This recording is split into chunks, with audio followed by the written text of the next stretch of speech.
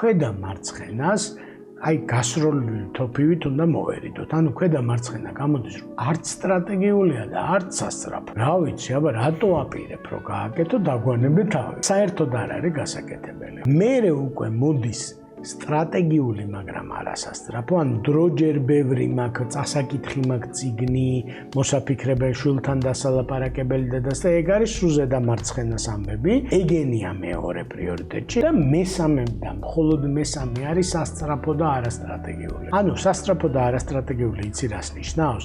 რომ მოსასწრებია, მაგრამ რომ ვერ მოასწრო დიდი არაფერი არ ფუჭდება. დაპირდი სანდროს რო სცენარს გამოგიგზავნი სექტემბერში. მიწერე სანდროს რომ ბოდიში სანდრო ძალიან ბევრი საქმე დამიგროვდა, ვიცი რომ ეს სცენარი ახლა ამ წუთას არ არის ისა და მოდი იყოს მეორე კვირაში ან ოქტომბერში გადავითან და არაფერი რა, ანუ მოჩვენებითია ეგ სასწრაფოობა ხშირ შემთხვევაში.